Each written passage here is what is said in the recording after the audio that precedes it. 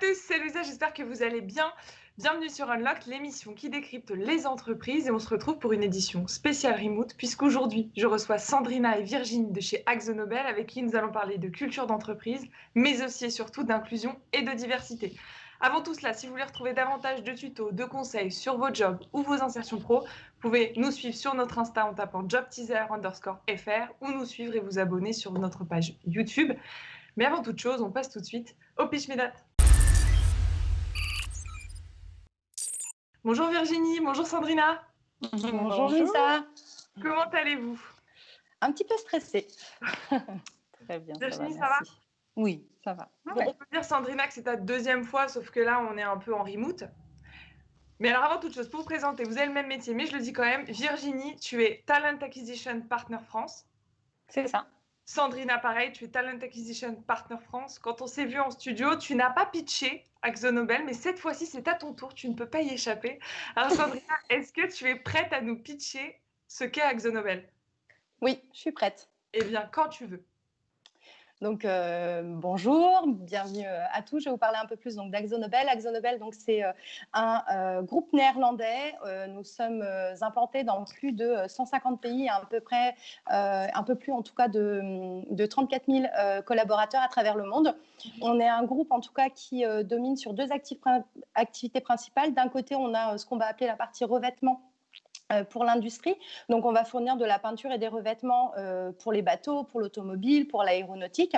Et de l'autre côté, on a l'activité peinture décorative. Donc là, cette fois-ci, ce sont toutes les peintures intérieures, extérieures destinées à l'habitat. En France, on est à peu près 1500 collaborateurs. On a deux marchés. On va avoir par exemple sur la partie peinture décorative un marché destiné aux professionnels du bâtiment. Donc on a notre propre réseau de distribution intégré. On a une marque phare qui s'appelle Seekens. Et sur le marché des particuliers, on va travailler essentiellement avec des grandes surfaces de bricolage. Et là, on a une de nos marques phares qui est du Luxe Valentine. Parfait, Sandrina. Je disais plutôt tout à l'heure, aujourd'hui, on va parler d'inclusion et de diversité, mais vous allez aussi nous dire comment se passe l'intégration pour un étudiant ou un jeune diplômé qui intègre AkzoNobel, comment est-ce que vous luttez contre les discriminations et surtout, comment les collaborateurs participent à cette inclusion et cette diversité. Et pour ça, on va tout de suite passer à J'irai bosser chez vous.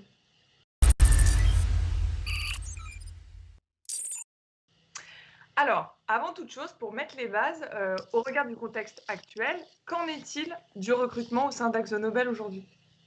Alors, aujourd'hui, il faut savoir qu'on a, suite à cette crise sanitaire que le monde entier a connue, et donc il a été pris la décision par le groupe d'avoir un gel mondial des embauches. Ce qui est pratiqué également par d'autres grandes entreprises. Donc aujourd'hui, concrètement, à instant T, on n'a pas de poste à pourvoir en alternance. On espère, bien évidemment, que fin juin, on va avoir en tout cas un peu plus de visibilité sur cette partie-là et qu'on va pouvoir accueillir, comme chaque année, les 50 alternants stagiaires qu'on accueille chaque année en France. Et Virginie, donc là, Sandrina disait, vous en accueillez des alternances 50 en moyenne à l'année. Oui. Est-ce que vous êtes vigilant ou est-ce que vous regardez des profils ou des diplômes en particulier? Alors, les diplômes, non. Les profils, alors, pour travailler chez AkzoNobel, il est plutôt intéressant d'être attiré par l'anglais, d'avoir en tout cas une grande motivation pour travailler dans un groupe international et d'avoir cette appétence pour la langue parce que nos communications vont être beaucoup en anglais. Le siège du groupe Monde se trouve à Amsterdam. Et on a beaucoup d'échanges avec d'autres pays européens puisqu'on appartient à la zone Europe. Donc ça, c'est une chose. Après, en termes d'école, pas du tout. On va surtout regarder l'adaptabilité, la motivation, comme je le disais, des compétences techniques selon certains services. On va beaucoup utiliser SAP et des fonctionnalités et des modules d'SAP. On va avoir des besoins spécifiques selon les services, le marketing ou d'autres services dans lesquels on va accueillir des alternants. Et vous recrutez à la fois en école, mais aussi en université? Oui, vraiment. Je vais rebondir sur ce que disait Virginie. Aujourd'hui, il est vrai que en fonction des postes, on va avoir besoin de certains prérequis. Ouais. Mais il est vrai que nous, on ne recherche pas une école, on recherche un profil, un savoir-être, un savoir-faire. Et alors, vous recrutez à partir de quel niveau d'études? Alors, on recrute à partir du niveau bac+2, enfin bac, et dans le cadre de l'obtention d'un bac+2. Donc là, ça va être typiquement pour notre réseau de distribution intégrée. On va recruter des profils vendeurs et jusqu'au bac+5, puisque l'autre gros volume va être côté marketing, typiquement. Et là, oui, on est plutôt sur des profils bac+4, bac+5. Donc du BTS au master, hein. Et tout à Tout l'heure, à vous fait. disiez que vous recrutiez majoritairement les alternants. Est-ce que tous les rythmes d'alternance vous vont ou est-ce que ça dépend des services, des métiers? Comment ça se passe? On est plutôt ouvert à différents rythmes en fait. On va Ouais. beaucoup s'adapter à la demande du manager et aux besoins du service. C'est vrai que sur nos magasins Sequence Solutions, on va être plutôt sur du 2 jours, 3 jours sur un rythme de BTS, jour pour jour. Pour d'autres services, ça va être une semaine ou une semaine, 3 semaines. Enfin, voilà, c'est très variable pour les fonctions support. Voilà. Et alors, ces 50 alternants, ils intègrent le groupe. Enfin, est-ce qu'ils sont en promotion ou est-ce qu'ils vont rentrer individuellement? Est-ce qu'il va y en avoir un durant un mois ou alors est-ce qu'ils vont être 10 ou les regrouper? Comment ça se passe? Globalement, oui, on a le gros volume. Hein, globalement, ce serait plutôt sur le mois de septembre. Donc oui, ils vont arriver dans le cadre d'une promotion, tout à fait. On Et va alors, en quelle est la moyenne profiter. d'âge de Oui. cette promotion? On est sur une moyenne d'âge, en tout cas pour la France, aux alentours de 23 ans. Ok. Tu allais peut-être parler de leur intégration. Oui, tout à fait. Je disais qu'on fonctionnait notamment en promotion puisque on permet en tout cas à nos collaborateurs et à nos alternants sur le site de Montataire de bénéficier d'une journée d'intégration. Donc c'est pour ça qu'on fonctionne également en promotion. Et Virginie, comment se passe le process d'embauche avant d'avoir droit à cette journée d'intégration? D'accord. Alors, on utilise Job Teaser, on diffuse nos offres, on utilise ensuite les entretiens vidéo.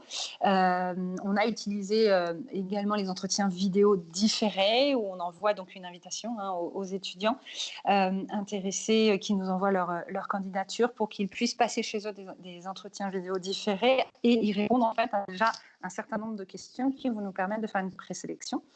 Et on peut partager aussi ces vidéos avec le manager. C'est ça qui est intéressant aussi. On a le même regard sur cette préqualification de candidature qui nous donne aussi un regard sur leur aisance, leur sourire, bien sûr, et puis leur motivation, leurs attentes quant à leur stage. Ensuite, il y a un entretien donc, avec le manager et puis la sélection se fait assez rapidement dans la foulée avec un échange entre nous et les managers pour savoir quel est le candidat qui aura retenu leur attention. Ouais. Et avec ce qui se passe en ce moment, c'est-à-dire l'utilisation des visios pour les entretiens, est-ce que la lettre de motivation, elle est encore au goût du jour?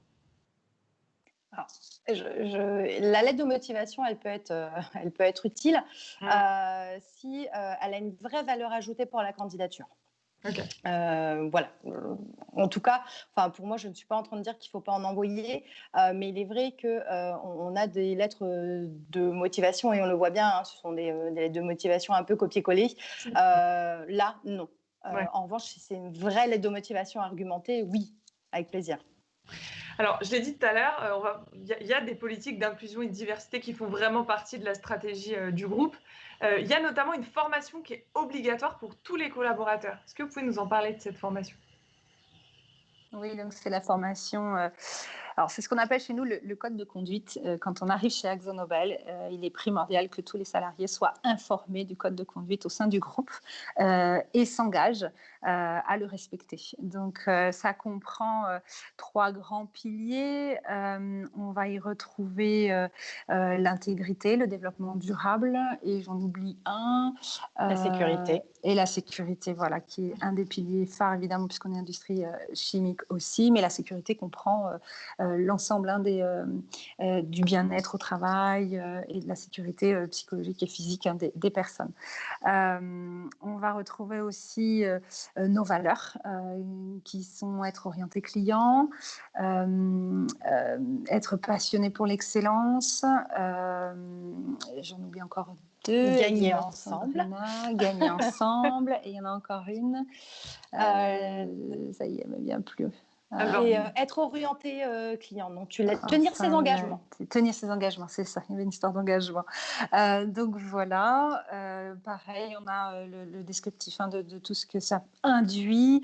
Par exemple, pour tout ce qui est intégrité, on est tenu de respecter les codes de la concurrence, ce genre de choses. Faire très attention à tout ça, d'être fidèle aux valeurs, de se respecter les uns les autres, de travailler ensemble. Ce sont des piliers, oui, tout à fait. et comment se traduit cette formation? Elle dure une journée, une demi-journée? Est-ce qu'il y en a plusieurs? Ça se passe comment? Alors, ce sont des modules, des modules de formation donc en e-learning.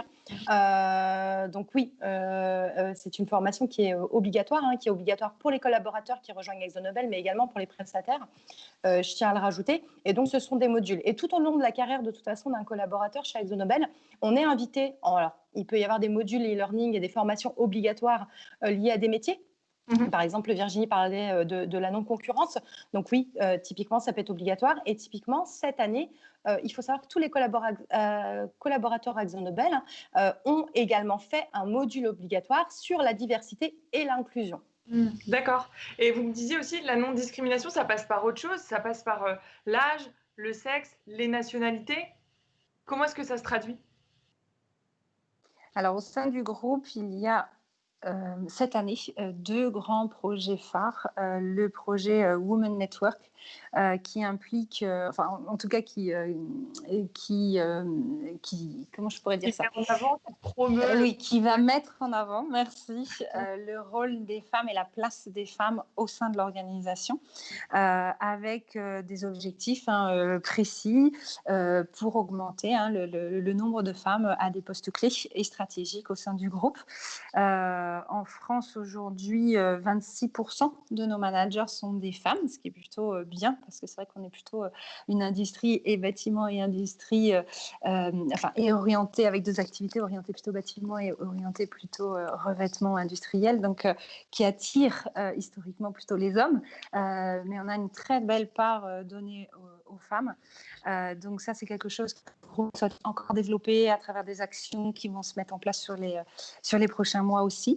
Et on a également notre groupe qui s'est engagé au traité d'Amsterdam pour respecter et travailler en partenariat avec la LGBT pour le respect de la non-discrimination, en tout cas au regard de l'orientation sexuelle des personnes.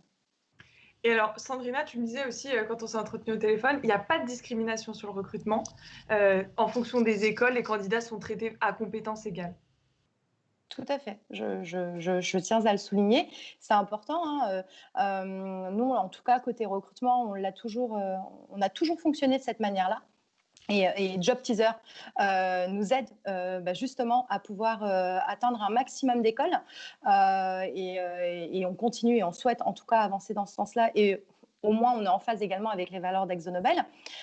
Et ça, c'est essentiel. En tant que spécialiste de recrutement, bien évidemment, on a suivi également la formation obligatoire donc à la non-discrimination au recrutement. Et en tout cas, on y veille. Et il faut savoir également qu'on forme nos managers à ça. Oui, c'est ça, c'est ce que j'allais te demander. Les managers sont vraiment formés à la non-discrimination à l'embauche. Alors oui, tout à fait. Alors il faut savoir qu'on a démarré plusieurs sessions managers donc au début de ce mois sur qu'est-ce que la non-discrimination, quels sont les biais qu'on peut avoir, comment on peut faire pour être équitable du coup dans le cadre de nos entretiens, et on leur a donné énormément de conseils. On leur a également, en tout cas on souhaite leur fournir un guide avec notamment des questions par compétence pour éviter tous ces biais. Là, Virginie, on parle d'inclusion et de diversité. Est-ce que cela peut faire la différence pour un candidat qui viendrait en entretien ou qui serait en visio en entretien, de parler de ces engagements-là lors de son entretien avec un ou une RH? Est-ce que ça peut être une plus-value pour un candidat?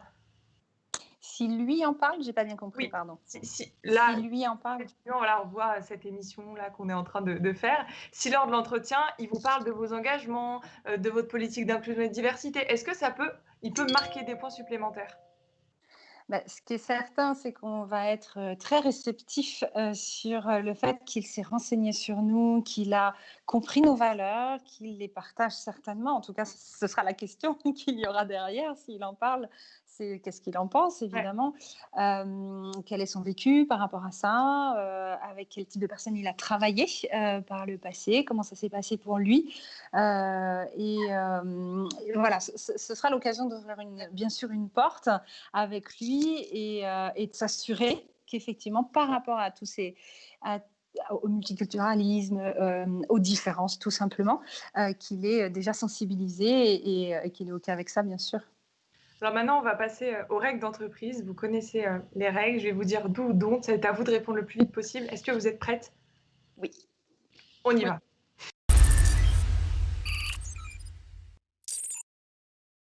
Alors, première question.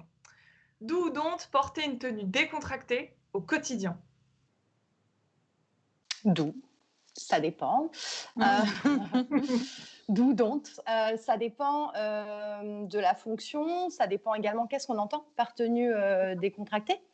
Alors, qu'est-ce qu'une décontractée pour toi au sein d'AxoNobel? Alors, le jean est toléré. Voilà, et jean basket est toléré. Voilà.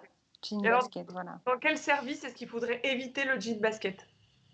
Alors après, quand j'entends, ça dépend du service. Il faut savoir que, par exemple, sur notre réseau de distribution intégrée ou sur nos sites de production, il est vrai que du coup, ils ont une tenue liée à leur fonction. Ils ont également, là pour le coup, les baskets non, tolérance zéro sur la sécurité, parce que du coup, ils ont des chaussures de sécurité. Après, donc c'est là où j'expliquais en fonction des services. Après, il est vrai que sur les fonctions support, on voit, on croise régulièrement nos collègues ou même nous dans notre quotidien. On est très souvent amené à être en jean et en basket, mais du coup avec une tenue décontractée, mais élégante à la fois. Oui, c'est ça. Et Virginie, en entretien, pareil, tenue décontractée possible? J'ai envie de dire, ça dépend aussi du poste. C'est vrai que par rapport au magasin, on va beaucoup être moins, enfin, on sera beaucoup moins regardant, pardon, en français c'est mieux, beaucoup moins regardant sur la tenue en entretien. Cela étant, c'est l'occasion jamais de faire une bonne première impression. Donc, j'aurais qu'un conseil à donner, c'est faites au mieux. Voilà, faites au mieux en entretien, parce qu'on se souviendra de ça avant tout. Ah oui, il y a des exemples, Sandrina, qui te reviennent en tête. D'où donc tutoyer en entreprise? D'où? En entreprise, oui, on se tutoie tous. Et en entretien? Alors, nous, on ne tutoie pas en entretien. Donc, j'ai envie de dire que si dans d'autres entreprises, le recruteur vous tutoie, potentiellement, vous pouvez vous permettre de tutoyer. Nous, on ne le fait pas. Après, sur le d'où et pourquoi Virginie disait ça, il est vrai que chez AxoNobel, en tout cas, une fois qu'on a passé l'étape recrutement et qu'on est devenu collaborateur, il est vrai qu'on pratique le tutoiement dans notre entreprise. D'où donc dire qu'on ne sait pas durant l'entretien?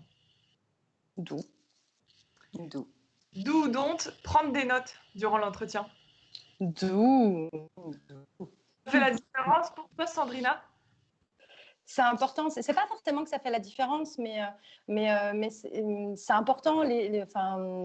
Ça permet du coup aux candidats au fur et à mesure de l'entretien, peut-être de se noter des questions qu'il va pouvoir poser alors au fur et à mesure de l'échange ou qu'il pourra poser à l'issue de l'échange. Non, je pense que c'est vraiment important la prise de notes. D'où donc tout connaître de AxoNobel pour l'entretien? Bon courage. Alors pour toi, Virginie, D'où qu'est-ce qu'il faut savoir? Pour toi. Oula, on va faire chacun son tour. Virginie, pour toi, qu'est-ce qu'il faut savoir au minimum pour l'entretien? D'accord. Alors, AxoNobel est une grande entreprise, c'est pas toujours évident de tout connaître, et c'est vrai qu'on se rencontre en entretien lors de nos préqualifications téléphoniques notamment, que les gens connaissent parfois certaines marques, une partie de notre activité, mais toute l'activité c'est beaucoup plus difficile. Donc c'est vrai qu'on a toujours des retours de ah oui quand même c'est tout ça. Oui c'est tout ça. AxoNobel effectivement, on est une grande entreprise, donc c'est pas évident de tout connaître. Ce qu'il est important de faire, c'est justement d'aller au moins chercher quelques informations. Ce sera toujours bien vu, ça montre l'intérêt pour le groupe et puis c'est concret, concrètement. Enfin, dire qu'on est motivé pour venir rejoindre AxoNobel parce que c'est un grand groupe, ça suffira pas. C'est vrai qu'on a besoin de choses plus factuelles. Qu'est-ce que vous savez de nous? Qu'est-ce que vous avez découvert? Qu'est-ce qui vous a particulièrement marqué de ce que vous connaissez de nous? Précis, c'est ça? Oui, c'est ça, exactement. Pour toi, Sandrina, est-ce qu'ils peuvent venir avec des notes? On n'est pas obligé de retenir toutes les marques, mais est-ce qu'ils peuvent les noter? Est-ce que c'est quelque chose qu'ils peuvent faire? Oui, tout à fait. Ouais. Il est important, hein, on y revenait sur la prise de notes pendant l'entretien, mais c'est important également qu'ils préparent les entretiens. Et donc, ça passe par la recherche d'informations sur l'entreprise.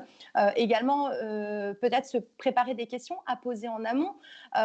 Et ce sera l'opportunité d'en échanger, également de cibler peut-être des questions qui seront judicieuses de nous poser à nous en tant qu'RH et des questions qui s'adressent plus aux managers opérationnels. Mais oui, puisque on voit bien à l'entretien et ce serait dommage de repartir d'un entretien en se disant « Ah mince, j'ai oublié de demander ça ». Oui, c'est ça. Donc, prendre des notes, c'est important. D'où donc travailler son body language. D'où donc envoyer une vidéo de présentation et non pas un CV. D'où envoyer un mail au comité e-bravo. Alors là, c'est une pratique, donc du coup, hein, c'est un programme de reconnaissance chez nous, donc chez AxoNobel France, et d'ailleurs, c'est une initiative française qui du coup est devenue une bonne pratique pour le groupe et qui a été reprise par d'autres pays. Donc oui, et on souhaite qu'on ait un alternant qui rejoigne notre entreprise et qui souhaite donner un e-bravo à un collègue. Hein. D'où donc parler négativement de son ancien employeur. Ouais. Virginie, toi alors, je dirais plutôt don't. Cela étant, effectivement, si on a vraiment vécu une expérience difficile, lorsque la question sera posée, parce qu'on la pose assez systématiquement en entretien, quelles difficultés avez-vous rencontrées, etc. C'est plutôt comment vous êtes passé à travers cette difficulté, qu'est-ce que vous en avez appris, qu'est-ce que vous en avez retiré. On va plutôt regarder ça. Mais c'est vrai que spontanément, présenter les employeurs et il y a la critique, mais il y a la critique constructive. Et on va plutôt regarder ça. D'où donc demander des points réguliers à son manager. D'où, alors nous, on le préconise à nos managers tuteurs. En tout cas, ça fait partie de nos conseils, le fait qu'il est important qu'ils fixent des points d'étape réguliers avec leur alternant. Nous, côté recrutement, il est vrai que donc on a cette fameuse journée d'intégration. On reste également un interlocuteur privilégié pour eux. Ils ont également l'opportunité d'en échanger également avec leurs responsables ressources humaines. Et nous, à la fin, on leur fait également un entretien de fin de parcours qui nous permet de faire un bilan sur l'année qu'ils ont passée avec nous. Et enfin, dernière question, d'où donc se préparer à la battle de sapin? D'où attention, il y a des consignes selon les années. Des donc, on ne peut pas toujours se préparer. C'est du spontané, la battle de sapin. À chaque Noël, par étage, c'est ça, vous faites une battle de sapin? Et le plus beau sapin est... Tout à fait. C'est ça. Donc plutôt exactement ça. Oui, challenge équipe. Ouais. Bon, alors maintenant, il va nous rester 3 minutes ensemble. Ça va être votre dernier mot de la fin. On passe tout de suite au last but not least. Alors Sandrina, Virginie, qui veut commencer? Pour terminer, du coup. Bonne question. Virginie. Tu veux que je commence? Bon, pour le mot de la fin, j'aurais juste envie de dire, n'hésitez pas à nous contacter sur les réseaux sociaux. On sera très, très heureux de vous répondre à toutes vos questions.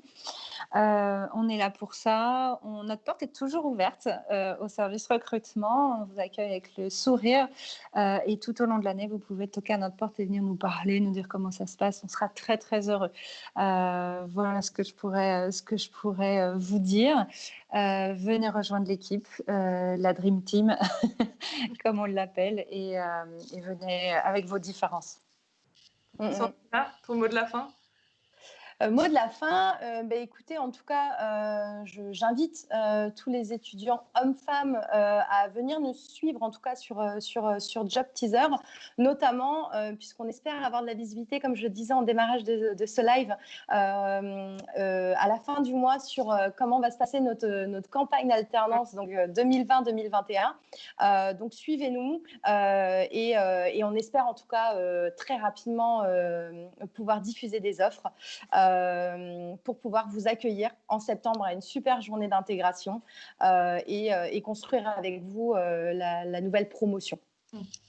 Et comme vous le disiez, vous pouvez retrouver en tout cas chez vous plein d'infos sur AxoNobel en attendant de voir les offres paraître sur la page de jobteaser.com dans l'onglet AxoNobel. Vous pouvez, comme elles vous l'ont dit, les contacter directement sur LinkedIn. Elles seront ravies, comme elles viennent de le dire, de répondre à vos questions.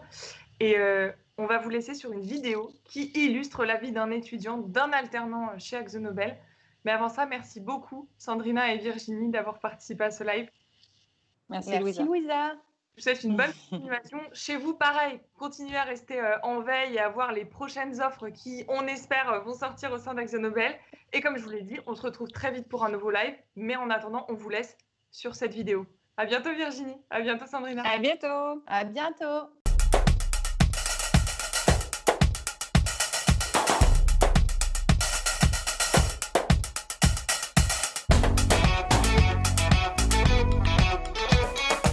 L'alternance chez AxoNobel s'adresse à des profils complètement différents. Par exemple, moi je suis au marketing, mais je travaille avec des personnes du pricing, du merchandising. Il y a vraiment une polyvalence des métiers.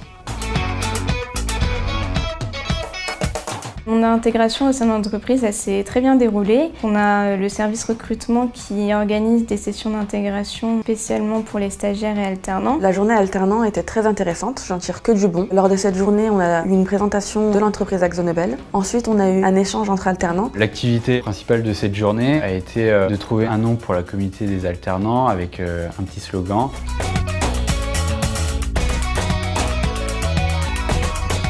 AxoNobel soigne l'intégration de ses alternants. J'ai pu notamment bénéficier d'une formation sur tous les produits AxoNobel. J'ai eu la chance de pouvoir avoir un mois de passation avec l'ancienne alternante que j'ai remplacée. Mon suivi se passe vraiment très bien. Ma tutrice, elle est à mon écoute et j'hésite pas du tout à lui poser des questions. C'est vraiment un échange.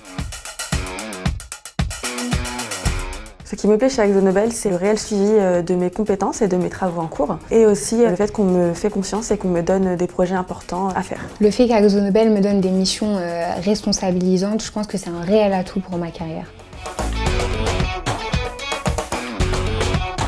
Il peut y avoir de nombreuses possibilités d'évolution chez AxoNobel en sortie d'alternance, notamment sur des postes juniors. AxoNobel offre cette opportunité de pouvoir rester en CDD ou CDI à la fin de notre alternance. C'est aussi appréciable de savoir que AxoNobel est reconnu nationalement et internationalement. Même si AxoNobel c'est une entreprise internationale, un grand groupe, elle est à dimension humaine. Chez AxoNobel, il y a vraiment une culture de l'alternance. On a une communauté alternant très forte. On organise plusieurs événements. On se voit en entreprise mais aussi à l'extérieur. Il y a vraiment une bonne ambiance.